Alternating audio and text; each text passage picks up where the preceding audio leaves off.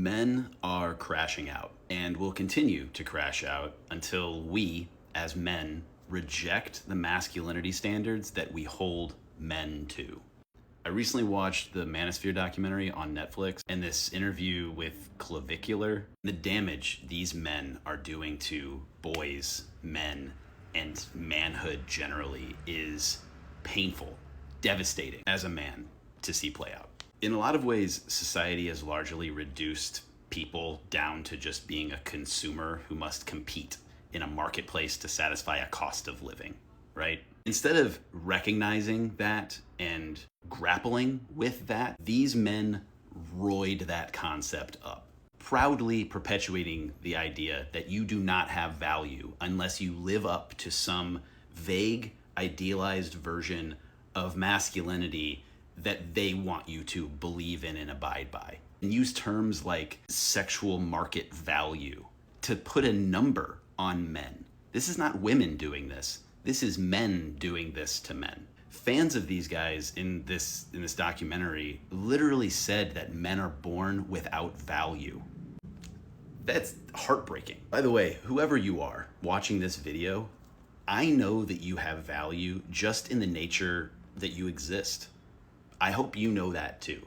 Another thing that stood out to me is a phenomenon that I'm not sure I was really aware of or really super conscious of as a boy growing up. Beauty standards that we hold men to. And that again, these guys just roid up. I knew that like tall, dark, and handsome was a type. And I saw women in media being portrayed as being obsessed with muscles. But that's not really something I ever felt from the women and girls in my life. To be honest, I grew up kind of short and pretty scrawny, and the only time I was ever made to feel like that was when I was around other guys. What I'm positive of is that as an impressionable 12 or 13-year-old, if I were to be told by guys who seemingly have it figured out, who take steroids and do all these things, I know that wouldn't be the solution. But rather self-acceptance, acceptance of others, something that these guys would never talk about. And when they do, it's to shame people who accept themselves. By the way, whoever you are watching this video, I think it's great to have things that we want to improve about ourselves. But the standards that we should hold ourselves to is our own, not anyone else's. This is a ridiculous one. I love women, these guys proclaim. But the shaming, the bullying, and just outright nastiness that they spew at women whenever they can, whenever they get a chance, obviously says the exact opposite. There's a video of this dude, Sneeko, at a Miami Marlins game, and a group of kids, boys, run up to him, all excited to take a selfie with him, whatever, hang out with him.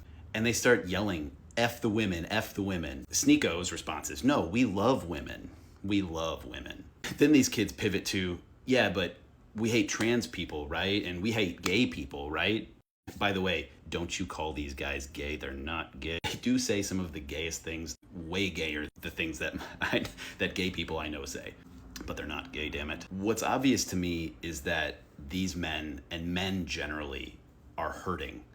They're deeply conflicted and trying to find someone to blame, rather than question and examine the systems and the power centers that make these things harder than they need to be, and that are actively causing them harm. They completely ignore billionaires buying elections, capitalism keeping people slaves to their wages, and let's be honest, their health insurance, and instead blame this vague woke agenda and take their grievance out on regular people, specifically women and often other minority groups. By the way, if you are a man and you've made it this far into this video, and you find yourself also watching videos from these male influencer dudes, I want to ask you to follow me too. I am not perfect, but I want the best for you, and men generally. I am also positive that women are not your enemy.